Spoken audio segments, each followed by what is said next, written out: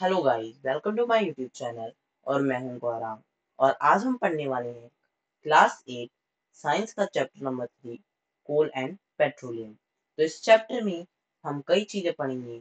हम पढ़ेंगे कि कोल क्या होता है, पेट्रोलियम क्या होता है, कोल और पेट्रोलियम किस तरीके से फॉर्म होते हैं, और हम एग्जॉस्टेबल और इन एग्जॉस्टेबल नेचुरल सोर्सेज के बारे में पढ़ेंगे। हम पेट्रोलियम और कोल से बनने वाले प्रोडक्ट्स के बारे में पढ़ेंगे। कोल से क्या क्या बनता है, पेट्रोलियम से क्या क्या प्रोडक्ट्स होते हैं, मतलब पेट्रोलियम से क्या क्या बनता है। ऐसे ही हम कई चीजें इस चैप्टर में कोल और पेट्रोलियम से रिलेटेड पढ़ने वाले हैं। तो चलिए शुरू करते हैं हमारा chapter number 3, coal and petroleum. We use various materials for our basic needs. Some of them are found in nature and some have been made by human efforts. तो जैसे कि आप जानते हैं कि हम अपनी बेसिक नीड्स के लिए कई चीजें घर पे यूज करते हैं। हम कभी कुछ करते हैं, कभी हम कुछ करते हैं, ठीक है। कुछ चीजें तो हमें नेचर प्रोवाइड करता है, कुछ चीजें हम ह्यूमन एफर्ट्स बोलते हैं, ह्यूमन खुद बदलाव करके नेचुरल रिसोर्सेज में उन चीजों को बनाते हैं, ठीक है। मेक अ लिस्ट ऑफ, अब आपके पास एक्टिविटी 3.1 है। Make a list of various materials used by us in daily life and classify them as a natural man-made। अब आपको क्या करना है, आपको अलग अलग मटेरियल्स की लिस्ट बनानी है और उन्हें लिखना है कि वो डेली लाइफ में किस तरीके से यूज होते हैं, और आपको उन्हें नेचुरल और मैन-मेड रिसोर्सेज से वो करना है कि वो नेचुरल रिसोर्सेज हैं या फिर हमारा मैन ने खुद बनाए हैं, ठीक है। मतलब आपको लिस्ट बनानी है जो जो मटेरियल्स आप डेली लाइफ में बहुत ज्यादा यूज करते हैं उनकी। Does this list include air, water, soil and minerals? क्या इस लिस्ट में air, water, soil and minerals हैं? Since all these are obtained from nature, they are called natural sources। ये हमें कहाँ से मिलते हैं? ये हमें नेचर से मिलते हैं, इसलिए ये नेचुरल सोर्सेज कहलाते हैं, ठीक है। ये आपका इम्पोर्टेंट है, इसे आप नोट कर लीजिए, ठीक है। Air, water, soil and minerals are obtained from nature, so they are natural resources, ठीक है। सुनिए, can you use all our natural resources forever. अब देखिए, बूजू ने क्या कहा, बूजू कह रहा है क्या हमारे पास जितने भी नेचुरल रिसोर्सेज हैं क्या हम उन्हें हमेशा हमेशा के लिए यूज कर सकते हैं। तो देखिए, मान लीजिए अभी आपके पास एयर है, आपके पास वाटर है, आप एयर अभी आप लेते हैं, ठीक है, एयर आपकी, आप वापस उसे छोड़ देते हैं, बस फर्क क्या करते हैं, आपने ऑक्सीजन ली थी, कार्बन डाइऑक्साइड छोड़ दी। तो देखिए एयर तो आपकी कहीं भी गायब नहीं हुई। हर ऑर्गेनिज्म अगर एयर लेता है तो एयर को वापस छोड़ता है। सेम इसी तरीके से हम वाटर की बात करें तो वाटर हमारी अर्थ से गायब तो होता है नहीं, वाटर एवोपरेट होता है, एवोपरेट होकर वापस वो कंडेंसेट होता है। जब वो कंडेंसेंस होता है तो फिर वो वापस वाटर फॉर्म में हमारे पास अर्थ पे आ जाता है ना। तो इसलिए हम ये वाटर और ये जो एयर हो गए, लेकिन ये हमारे एग्जाम्पल्स नहीं है, ठीक है। मतलब ये हमारे नेचुरल सोर्सेज कभी गायब नहीं हो सकते क्योंकि ये फॉर एवर के लिए हैं। लेकिन वहीं हम जैसे बात करें कुछ और रिसोर्सेज की, ठीक है। अब हम फॉरेस्ट की बात करें तो अगर हमने एक बार सारे फॉरेस्ट काट दिए तो बार बार फॉरेस्ट उगाना इतनी आसान बात तो है नहीं। तो इस तरीके से बहुत ज्यादा लॉस हो जाएगा, ठीक है। ये क्या पता अगली बार हम जितनी हमारा इस समय वाइल्ड लाइफ है, मतलब वाइल्ड एरिया है, क्या पता वो वाइल्ड एरिया हमसे बन भी ना पाए आगे, ठीक है। तो ये हमारे फॉर एवर के लिए नहीं है। फॉरेस्ट फॉरेस्ट भी कभी ना कभी खत्म होंगे, और अगर फॉरेस्ट कभी खत्म होंगे तो फिर ह्यूमन लाइफ और सारे ऑर्गेनिजम्स धीरे धीरे करके खत्म हो जाएंगे, ठीक है। इसके बारे में हम आगे अब डीप पढ़ेंगे इन एग्जॉस्टेबल नेचुरल सोर्सेज और एग्जॉस्टेबल नेचुरल सोर्सेज में, ठीक है। Can air, water and soil be exhausted by human activities. अभी मैंने आपको एयर और वाटर का तो एग्जांपल दे ही दिया था। अब आप ये बताइए जो आपकी एयर, वाटर, सॉइल है, क्या ह्यूमन एक्टिविटी की वजह से एग्जॉस्ट हो सकते हैं, मतलब खत्म हो सकते हैं। You have already study about whether in class 7। आपने वेदर के बारे में, सॉरी वाटर वाटर के बारे में क्लास 7 में पढ़ रखा है, ठीक है। Is water limitless resource. क्या ये जो वाटर है, क्या ये लिमिटलेस रिसोर्स है? आप इसे कितनी भी लिमिट में यूज करेंगे, क्या ये कभी खत्म नहीं होगा? क्या ये लिमिटलेस रिसोर्स है? बताइए। तो in the light of the ability of various resources in nature, natural resources are broadly classified into two kinds। इसलिए इन चीजों को जो हमारी अलग अलग तरीके से अवेलेबल होते हैं, हमारे अवेलेबल होते हैं कि ये कभी आपके लिए लिमिटेड रिसोर्स है और कभी आपके लिए लिमिट नहीं है। मतलब आपके जो कुछ प्रोडक्ट्स हैं आपकी, वो तो आपके लिए लिमिट में है, आप उन्हें ज्यादा यूज नहीं कर सकते। अगर आप उनका ज्यादा यूज करेंगे तो वो एग्जॉस्ट हो जाएंगे। और कुछ ऐसे हैं जो बहुत ज्यादा अमाउंट में आपके पास अवेलेबल है कि आप उन्हें अभी यूज कर लीजिए, कितना भी यूज करना है। अब आप सोलर एनर्जी का एग्जांपल लीजिए। अभी हमारे पास तो है नहीं सोलर एनर्जी कितनी है, सोलर एनर्जी बहुत ज्यादा वैसी है, मतलब अनलिमिटेड है आपके लिए। आप उसे जितनी देर तक लेना चाहे वो कभी एग्जॉस्ट नहीं होगी। ठीक है। तो इस इन इन बेस पर आपके जो ये रिसोर्सेज हैं इन्हें दो पार्ट में डिवाइड किया गया है, इनऑब्जेस्टेबल और एग्जॉस्टेबल रिसोर्सेज। ठीक है। तो हम पहले पढ़ेंगे inexhaustible natural resources. These sources are present in unlimited quantity in nature and are not likely to be exhausted by human activities. अभी जो रिसोर्सेज हैं ये हमारे नेचर में अनलिमिटेड क्वांटिटी में, ये जो इनएग्जॉस्टेबल रिसोर्सेज हैं, और ये ऐसे रिसोर्सेज जो हमारे लिए अनलिमिटेड क्वांटिटी में अवेलेबल है, और ये ह्यूमन एक्टिविटीज की वजह से इतनी आसानी से एग्जॉस्ट नहीं हो सकती है, and are not likely to be exhausted by human activity, और इतने आसान नहीं है ह्यूमन एक्टिविटीज की वजह से डिस्ट्रॉय कर देना। ठीक है। एग्जाम्पल था सनलाइट एयर। अभी मैंने आपको सनलाइट का भी मेरा एग्जाम्पल दे दिया था कि आप सोलर एनर्जी को कितना भी यूज कर लें आपके लिए वो खत्म नहीं होगी। एयर का भी मैं आपको एग्जाम्पल दे चुका हूँ। ठीक है।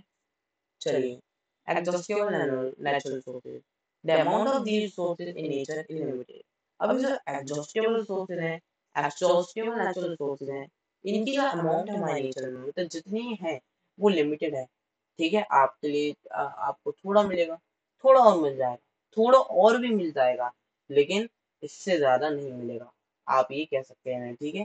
सनलाइट आपके लिए अनलिमिटेड, आप कितनी मिलेगी वो कभी खत्म नहीं होने वाली। लेकिन वही हम एडजस्टेबल की बात करें तो अगर आप उनका रेगुलर बहुत ज्यादा उस पर यूज करेंगे, ज्यादा उस पर यूज करेंगे, तो वो आपके लिए खत्म हो सकते हैं, इसलिए लिमिटेड है।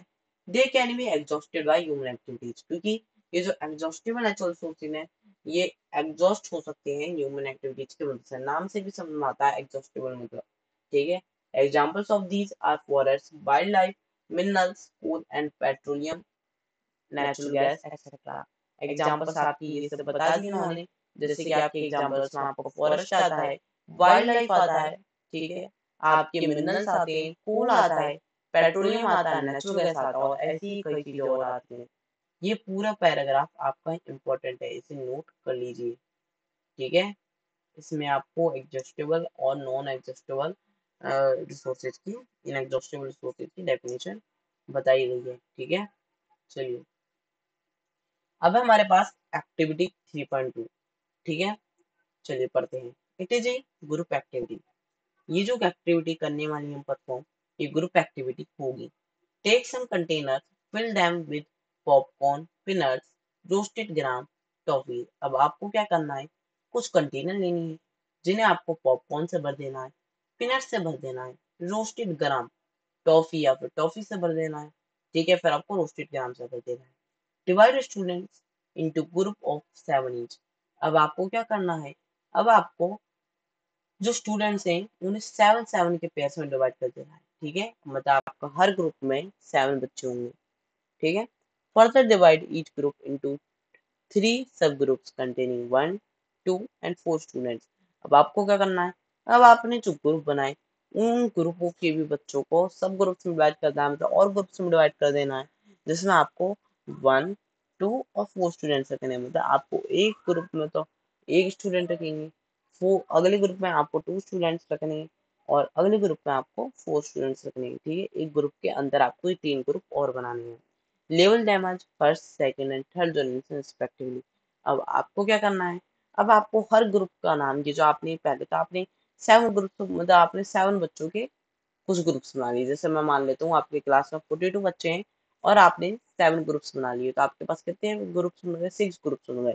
अब आपको उन 6 ग्रुप्स के अंदर आपको 3 ग्रुप्स और बनाने हैं। मतलब जैसे आपका 6 में से अभी मैं एक ग्रुप का एग्जांपल लूँ, तब आपको उस एक ग्रुप में क्या करना है, आपको 3 ग्रुप और बना लेने हैं। एक ग्रुप में आप एक बच्चा डालेंगे, दूसरे ग्रुप में 2, और अगले तीसरे ग्रुप में 4। ठीक है। अब आपको जो एक ग्रुप था उसमें आपको फर्स्ट जनरेशन मार्क करना है, जो दूसरा वाला ग्रुप था आप उसमें 2 जनरेशन मार्क करना है, सेकंड जनरेशन, और फोर्थ स्टूडेंट्स वाले ग्रुप पर आपको थर्ड जनरेशन मार्क कर देना है। ठीक है। Thus these subgroups represent the consumers. अब ये जो subgroups हैं ये आपको consumers दिखाते हैं, ठीक है। As population is growing, second and third generation have larger number of consumers. अब देखिए यहाँ पे ये आपको एक एग्जांपल से एक चीज समझाना चाह रहा है कि अब हमारी जो पॉपुलेशन है वो धीरे धीरे ग्रो हो रही है, ह्यूमन लाइफ इंक्रीज हो रही है, ठीक है, ह्यूमन लाइफ इंक्रीज हो रही है, धीरे धीरे करके लोग बढ़ते जा रहे हैं, पॉपुलेशन बढ़ रही है, तो उसके साथ साथ जो आपकी कोल ऑफ पेट्रोलियम की डिमांड है वो भी तो बढ़ रही है। कोल ऑफ पेट्रोलियम भी तो एग्जॉस्ट हो सकते हैं, क्योंकि जब डिमांड बढ़ेगी लोगों की तो फिर कोल ऑफ पेट्रोलियम की ज्यादा यूज होंगी। जब वो ज्यादा यूज होंगे कोल ऑफ पेट्रोलियम, तो उससे क्या होगा, हमारा जो वो है, हमारे जो कोल ऑफ पेट्रोलियम है ये जल्दी एग्जॉस्ट होने की उस पे आ जाएंगे, ठीक है। तो put one full container for each group on A table. अब आपको एक पूरा का पूरा कंटेनर भर के हर ग्रुप के लिए एक टेबल पर रख देना है।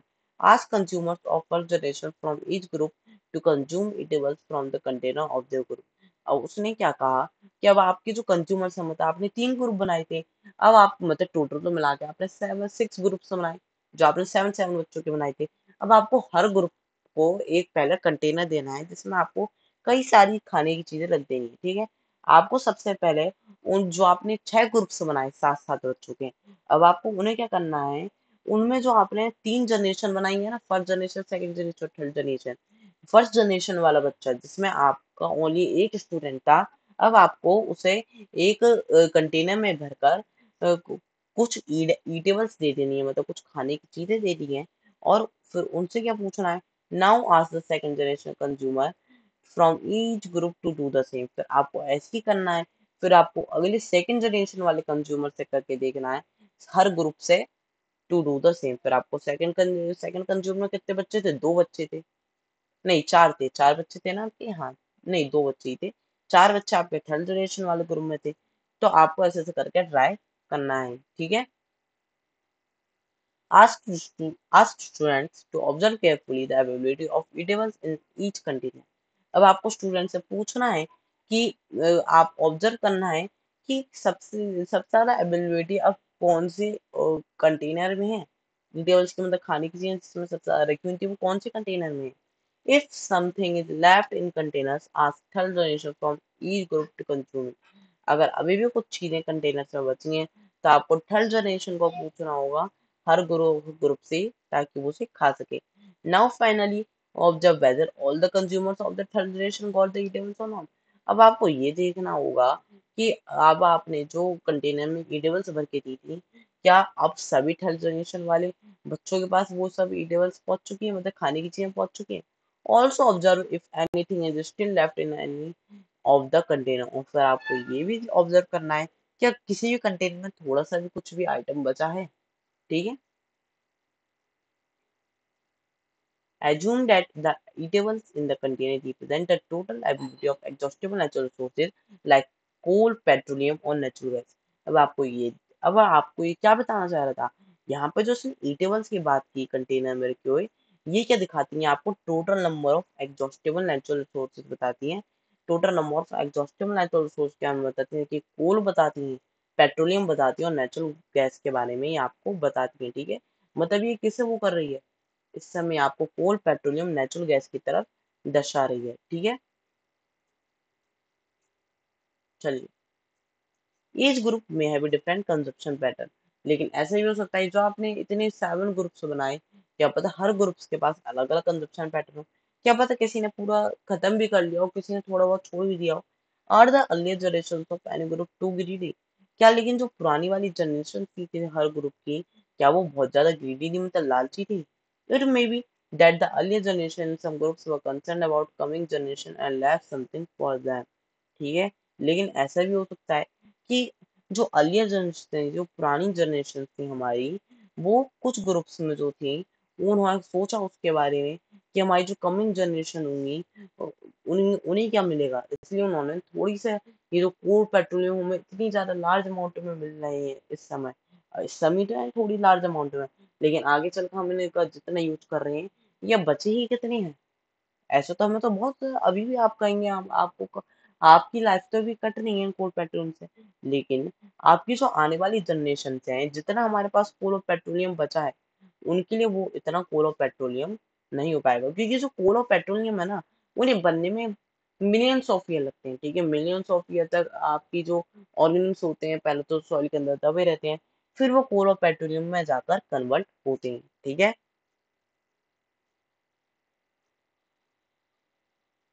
in this chapter, we will learn about some exhaustible natural resources like coal, petroleum and natural gas. ठीक है, हम इस चैप्टर में कुछ एग्जॉस्टिबल नेचुरल रिसोर्स के बारे में पढ़ेंगे, जैसे कि कोल, पेट्रोलियम और नेचुरल गैस। ठीक है, चलिए। These were formed from the dead remains of living organs। लेकिन ये जो कोल पेट्रोलियम है, ये कैसे बनते हैं, अब हम इनके बारे में पढ़ने वाले हैं। तो ये जो कोल पेट्रोलियम है, ये डेड रिमेन से बनते हैं। जो लिविंग ऑर्गेन्स होते हैं ना हमारी, जिन्हें हम फॉसिल फ्यूल्स भी कहते हैं, जब वो आगे चल के हम जब ये आगे चल के जब इन डेड बॉडी जब इन डेड ऑर्गेन्स से आपको फ्यूल मिलता है, तो हम इन्हीं क्या बोलते हैं, अब हम इस फ्यूल को फॉसिल फ्यूल्स कहते हैं। ठीक है, यहाँ पे आपको फॉसिल फ्यूल की डेफिनेशन मिली है, बहुत इंपॉर्टेंट है कि coal, petroleum, and natural gas were formed from dead remains of living organisms, fossils जिन्हें हम कह देते हैं। So they are all known as fossil fuels, इसलिए हम उन सबको fossil fuels कहते हैं। ठीक है, चलिए। अब हमारा टॉपिक 3.1 कोल।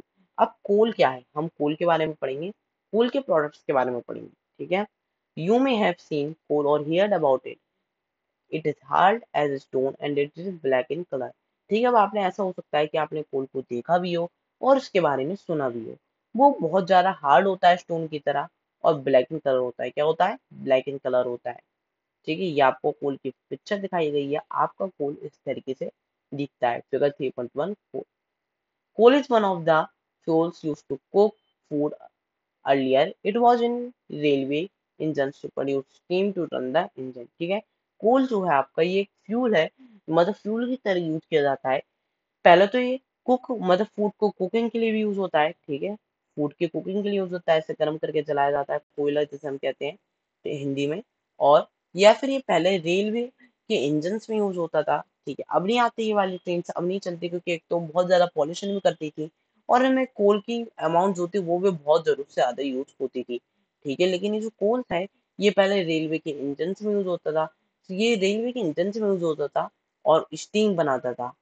जब स्टीम बनती थी, तो जो हमारा इंजन था, जब इंजन चलता था, और इंजन चलता था तो इंजन की वजह से हमारी ट्रेन चलती है। ठीक है, तो ये जो हमारा कोल है, ये हमारी पहले ट्रेन इंजन स्टीम ट्रेन में यूज होता था।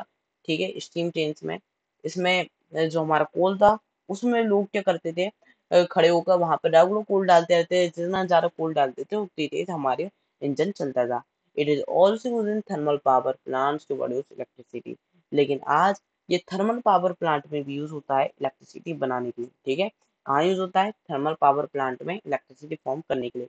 कोल is also use as a fuel in various industries. और ये जो हमारा कोल है, ये कई सारी फैक्ट्रीज में फ्यूल के उस पर भी यूज होता है, मतलब फ्यूल बनाने के लिए उस पर यूज होता है, मतलब फ्यूल की तरह यूज होता है तो इंडस्ट्री में। ठीक है, अब है हमारे पास स्टोरी ऑफ कोल। इसमें हम पढ़ेंगे कि हमारा जो कोल है वो किस तरीके से फॉर्म होता है, हमारा ये जो कोल है किस तरीके से बनता है, where do we get coal from and how is it form. ठीक है, तो अब हम कहाँ से तो पहली बात कोल पाते हैं, और किस तरीके से कोल हमारा फॉर्म होता है। ठीक है, about 3 million years ago, the earth had dense forest in low-lying wetland sea। ठीक है, अभी जो हमारा 3 मिलियन ईयर्स सालों की बात कर रहे हैं, मतलब आप इन्होंने क्या कर दिया, 300 मिलियन साल पहले की बात कर रहे हैं हम। इस समय हमारी अर्थ पर बहुत बड़े बड़े डेंस फॉरेस्ट थे लो लाइंग वेटलैंड एरियाज पे, मतलब जहाँ पे हम बात करें चाहे गीला एरिया हो चाहे सूखा एरिया हो, लेकिन बहुत ज्यादा डेंस डेंस फॉरेस्ट थे जहाँ पे ज्यादातर लैंड बैठ रहता था गीला। Due to natural processes like flooding, these forest get buried under soil. अब जैसे कि नेचुरल प्रोसेस हमारे पास होती रहती है, जैसे कि फ्लडिंग हो गया, अर्थक्वेक हो गया, तो उससे क्या हुआ, जो हमारी जो फॉरेस्ट थे बहुत पुरानी, ये हमारी सॉइल के अंदर बरी हो गए, मतलब दब गए। ठीक है, बहुत पहले तो पेड़ वेड़ सारे गिर गए, एनिमल्स भी वहां फंस गए, वहां एनिमल्स भी डेड हो गए, डाई हो गए। और वहां पर फंस गए, पेड़ वेड़ के नीचे से कोई आके मर गया, आप ये कह सकते हैं एग्जाम्पल पे। तो अब वहां पे क्या हुआ, जब वो बहुत टाइम तक वो ऑर्गेनिज्म, प्लांट्स भी एनिमल्स भी वहीं के वहीं पड़े रहे जमीन पर, ठीक है। फिर क्या हुआ, इतने टाइम तक देखिए, जब आप घर पे कोई भी चीज रखते हैं, आप उसे ना साफ करें ना उसके ऊपर कुछ पहुंचाएं, आपको बहुत टाइम हो गया, मैं कह रहा हूँ आपको अगर 2 से 3 वीक्स भी हो जाए ना, तो आपको अपने किसी भी आइटम के ऊपर, अगर आपने उसे हाथ भी नहीं लगाया हो ना, तो उसके ऊपर डस्टिंग दिखाई देने लग जाती है। तो आप समझिए कि 3 मिलियन साल तक, 300 मिलियन साल तक, 300 मिलियन ईयर्स तक कम से कम, मतलब वो ऑर्गेनिल्स पैरों उनके ऊपर थोड़ी सी धूल आई होगी और धूल आई होगी, लेकिन इतने टाइम बाद उनकी जो उनके ऊपर जो धूल आई होगी, मतलब वो जो डस्टिंग आई होगी, वो धीरे करके सॉइल उड़ के जो आया होगा, मतलब वो कितनी ऊपर तक लेयर बनाते हुए चला गया होगा, एक बार सोच के देखिए, ठीक है। As more soil get deposited over them, they were compress, ठीक है। ऐसे ही जब और सॉइल उनके ऊपर डिपोजिट होता रहा, तो कंप्रेस हो गए, कंप्रेस मतलब वो बहुत ज्यादा दब गए। The temperature also rose as they sank deeper and deeper, वो और अंदर जाते रहे, वो और अंदर जाते रहे, ठीक है। वो जब और अंदर दबते रहे, तो प्रेशर भी इंक्रीज हुआ और आपका टेम्परेचर भी इंक्रीज हो गया। Under high pressure and high temperature, जब इतना ऊपर से प्रेशर पड़ेगा, जब वो इतना नीचे चले जाएंगे, वेट पड़ेगा और टेम्परेचर पड़ेगा, टेम्परेचर हाई टेम्परेचर लगेगा, तो dead plants got slowly converted to coal, तो ये जो डेड प्लांट्स होते हैं, ये धीरे धीरे करके कोल में कन्वर्ट हो जाते हैं, ठीक है। जब इनके पास इतना हाई प्रेशर और हाई टेम्परेचर इनके ऊपर पड़ता है, तो ये धीरे करके कोल में कन्वर्ट हो जाते हैं, ठीक है। As coal mainly, as coal contains mainly carbon, जैसे कि आप जानते हैं कि कोल में मेनली क्या होता है, कोल में मेनली कार्बन होता है, ठीक है। The slow process of conversion of dead vegetation into coal is called carbonisation. लेकिन जिस तरीके से जो डेड वेजिटेशन थे, वेजिटेटिव प्लांट्स थे, एनिमल्स थे, जब ये इतने टाइम तक कोल में क्या होता है, मेनली कोल में कार्बन होता है, तो ये जो स्लो प्रोसेस थी, इसमें क्या हुआ, क्या, सिंस इट वॉज, इसलिए जब ये स्लो प्रोसेस थी, तो जब ये डेड ऑर्गेन्स होते, जब ये कोल में कन्वर्ट हुई, तो हमने इन्हें क्या कहा, हमने इन्हें कार्बोनाइजेशन कहा, क्योंकि कोल में क्या होता है, कोल में मेनली कार्बन होता है, ठीक है। अब क्या हुआ, जब ये कोल मेनली कार्बन कंटेन करता है, तो ये स्लो स्लो प्रोसेस, जिसमें इतनी धीरे से ये जो कन्वर्जन था, मतलब कन्वर्जन हुआ, डेड वेजिटेशन आपके कोल में कन्वर्ट हुई, तो इस प्रोसेस को हम कार्बोनाइजेशन कहते हैं, ठीक है। जब आपका जो डेड प्लांट है वो कोल में कन्वर्ट होता है, तो उसे कार्बोनाइजेशन कहते हैं। Since it was formed from the remains of vegetation, coal is also called fossil fuel, ठीक है। लेकिन ये जो हमारा जो कोल है, ये वेजिटेशन की रिमेन से बना, इसलिए हम इसे क्या कहते हैं, हम इसे फॉसिल फ्यूल भी कहते हैं, ठीक है। A coal mine is shown in figure 3.2, इसलिए ये जो कोल माइन है, आपको यहाँ पे एक फिगर भी दिखाई गई है, यहाँ पे आपकी कोल माइनिंग चल रही है, यहाँ से आपको कोल निकाला जा रहा है, ठीक है। एक कोल माइन है यहाँ पे, ठीक है। When heated in air, coal burns and produces mainly carbon dioxide gas, ठीक है। अब जब हमारा ये जो कोल है ये हीट होता है, तो ये क्या करता है, ये कार्बन डाइऑक्साइड गैस बनाता है, कार्बन डाइऑक्साइड गैस बनाता है, ठीक है। Coal is processed in industry to get some useful product such as coke, coal tar and coal gas. अब जो मेनली कोल के प्रोडक्ट्स बनते हैं, अब जब ये इंडस्ट्री में जाता है, तो इंडस्ट्री में कई इसकी चीजें बनाई जाती हैं, कई यूजफुल प्रोडक्ट्स बनाए जाते हैं, जैसे कि कोल से हमारा कोक बनाया जाता है, कोल तार बनाया जाता है और कोल गैस बनाई जाती है, ठीक है। अब हम कोक, कोल तार और कोल गैस के बारे में अच्छे से पढ़ने वाले हैं, ठीक है। तो व्हाट इज कोक, कोक क्या होता है, कोक का टॉपिक है यहाँ पे, topic coke. It is a tough porous and black substance, ठीक है। ये आपको जो कोल से बनता है कोक, ये क्या होता है, टफ पोरस और ब्लैक सब्सटेंस होता है, क्या है ये, टफ पोरस और black substance. It is an almost pure, ठीक है। प्योर, एक सेकेंड, पोरस का मतलब, आप अगर आपको नहीं पता तो पोरस का मतलब क्या हुआ, टफ का, पहली बात तो ये बहुत ज्यादा टाइट होता है, मतलब कैड़ा होता है, और पोरस मतलब बहुत ज्यादा अंदर से छेद वाला होता है, इसके अंदर बहुत ज्यादा, या तो आप कह सकते हैं हवा होती है, या फिर बहुत ज्यादा इसमें छेद होते हैं, ठीक है। ये एक ब्लैक कलर का सब्सटेंस होता है। It is an almost pure form of carbon, ठीक है। ये क्या होता है, ये ज्यादा से ज्यादा, मतलब ऑलमोस्ट का इसने, कि पूरी तरीके से तो कह नहीं सकते, लेकिन आप इसे 99.99% कह सकते हैं, ऑलमोस्ट कह सकते हैं कि कार्बन का ही मतलब बिल्कुल प्योर कार्बन होता है, ठीक है। Coke is use in the manufacture of steel and in the extraction of many metals, ठीक है। अब कोक जो है बेसिकली किस में यूज होता है, एक तो आपका कोक क्या होता है, ये आपको पूरा पैराग्राफ इंपॉर्टेंट है। कोक एक तो आपका मैन्युफैक्चरिंग में यूज होता है, किसकी, स्टील की, और एक्सट्रैक्शन ऑफ मेनी मेटल्स, मतलब ये कई सारे मेटल्स को बनने में हेल्प करता है, बहुत ज्यादा फायदेमंद होता है। इसकी मदद से कई मेटल्स बनाए जाते हैं, ठीक है। और ये पूरी प्योर फॉर्म होता है कार्बन की, ठीक है, ऑलमोस्ट प्योर फॉर्म होता है कार्बन की, और एक टफ पोरस और ब्लैक सब्सटेंस होता है, ठीक है। अब हमारे पास कोल तार क्या है, it is A black thick liquid which N unpleasant smell, ठीक है। ये क्या होता है, ये जो हमारा कोल तार है ये एक अनप्लीजेंट लिक्विड है। क्या है, ये एक अनप्लीजेंट लिक्विड है जो किससे बना है, इसमें क्या होता है, अनप्लीजेंट मतलब है तो एक थिक लिक्विड, मोटा कैड़ा सा लिक्विड होता है, और ब्लैक कलर का होता है, और इसकी जो स्मेल होती है बहुत गंदी होती है। It is a mixture of about 200 substance, ये कितने सब्सटेंसेस का मिक्सचर है, ये करीबन आपका 200 सब्सटेंसेस का वो है मिक्सचर, क्या कहते हैं, मिक्सचर है, ठीक है। चलिए, products obtained from coal tar are used as starting, एक मिनट, हाँ, starting materials for manufacturing various substances used in everyday life and in industry, ठीक है। अब जो प्रोडक्ट्स ऑप्टेन होते हैं कोल तार से, वो क्या होते हैं, वो एक स्टार्टिंग मटेरियल होते हैं, मतलब इससे क्या होता है, ये कई सारे मैन्युफैक्चरिंग वेरियस सब्सटेंसेस, मतलब जो हम डेली लाइफ में और इंडस्ट्री में कई सारे सब्सटेंसेस यूज किए जाते हैं, ये उसका एक तरीके से स्टार्टिंग पॉइंट, उसे स्टार्ट करने का तरीका है। मतलब कोल की, ये जो आपका कोल तार होता है, ये कई चीजों में मिक्स कर कर कई सारी इससे चीजें बनाई जाती हैं, और ये बहुत ज्यादा मेन सब्सटेंस होता है जो हमारी एवरीडे लाइफ में यूज किया जाता है, और या फिर इंडस्ट्री में यूज किया जाता है, ठीक है। लाइक आपको एग्जांपल भी दिया है, ठीक है, synthetic dies, drugs, explosives, perfumes, plastics, paints, photographic materials, roofing materials, etcetera, ठीक है। ये आपका कई चीजों में यूज होता है, आपके सिंथेटिक डाइज में यूज होता है, क्लोथ्स में यूज होता है, मेडिसिन में यूज होता है, ड्रग्स में मतलब यूज होता है, एक्सप्लोजिव्स में यूज होता है, परफ्यूम्स में यूज होता है, आपकी प्लास्टिक को बनाने में यूज होता है, आपके जो घर पर पेंट्स होते हैं, या फिर आप घर से कलर, मतलब आप कन्फेक्शनरी शॉप से आप ये जो कलर्स खरीद के लाते हैं, इन्हें बनाने में यूज होता है। और फोटोग्राफिक मटेरियल्स जो बनते हैं इन्हें भी बनाने में यूज होता है। और रूफिंग मटेरियल्स मतलब जो छत बनाने वाले मटेरियल्स होते हैं उसमें भी यूज होता है, और एक्सेट्रा, और कई चीजों में यूज होता है, एक्सेट्रा, ठीक है। Interestingly interestingly naphthalene walls are used to repel moths, ठीक है, and other insects are also obtained from coal tar, ठीक है। अब ये जो नेप्थालीन बॉल्स होती हैं ये रिपील करने के लिए होती हैं मॉथ्स को, और कई सारे इंसेक्ट्स को जो कोल तार से बनते हैं, ठीक है। ये सब भी आपके कोल तार से बनते हैं।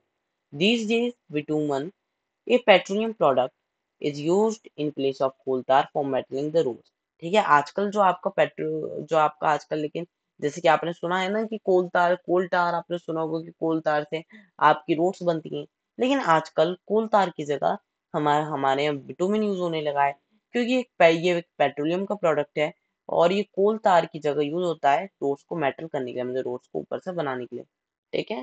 तो आजकल आप ये नोट कर लीजिए, ये भी आपका बहुत इंपॉर्टेंट पॉइंट है कि आपका इस समय कौन सा प्रोडक्ट यूज हो रहा है मेनली, आपका मेनली बिटुमेन यूज हो रहा है आजकल प्रोडक्ट, ठीक है, रोड्स को ऊपर से मेटल करने में। अब आपके कोल तार बहुत ज्यादा कम हो चुके हैं यूज होने।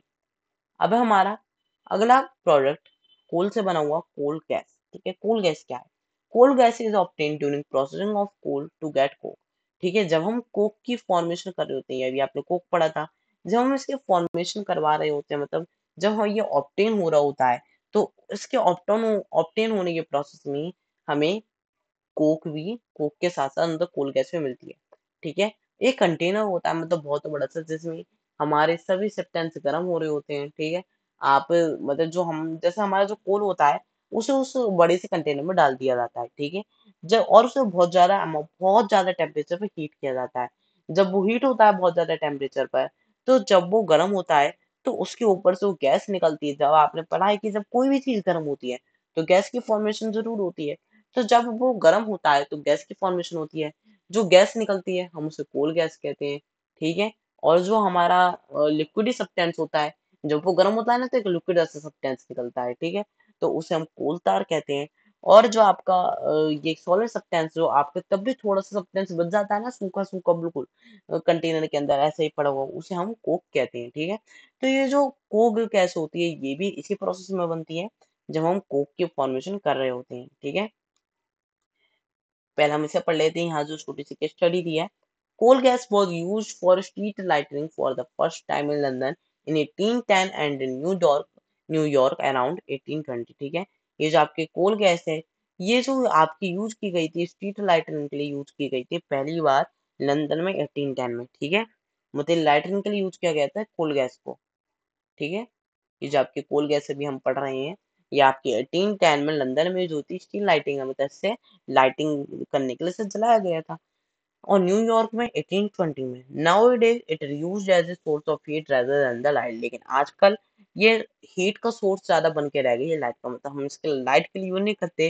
धीरे कर कर लोगों ने रियलाइज किया कि हम इसका लाइट की फॉर्म में यूज करना हमारे लिए इतना फायदेमंद नहीं है, इसलिए हम इसे अब लाइट के फॉर्म में यूज करेंगे। किसकी लाइट की नहीं, सॉरी, हीट के फॉर्म में यूज करेंगे, क्योंकि लाइट के फॉर्म में इतनी हमारे लिए एडवांटेजियस नहीं है, ठीक है। चलिए वापस वहीं चलते हैं। It is used as a fuel in many industries situated near the coal processing plants, ठीक है। और ये जो हमारा कोल गैस है, ये कई इंडस्ट्रीज में फ्यूल की तरह यूज की जाती है जो हमारे कोल प्रोसेसिंग प्लांट्स के पास लोकेटेड होती हैं। तो आज की इस वीडियो में मैं आपको उतना ही करवाना चाहूंगा। अगली वीडियो में हम अगला टॉपिक पढ़ेंगे, टॉपिक 3.2 पेट्रोलियम। अगली वीडियो को पार्ट 2 का लिंक आपको डिस्क्रिप्शन बॉक्स में मिल जाएगा। अगर वीडियो अच्छी लगे तो वीडियो को लाइक करना मत भूलिएगा, और चैनल को सब्सक्राइब करना तो बिल्कुल भी मत भूलिएगा। वो आपके लाइक और सब्सक्राइब से हमें एक इंस्पिरेशन मिलती है कि हम आप लोगों के लिए ऐसी ही और वीडियो बनाते रहें। Thank you. Have a nice day.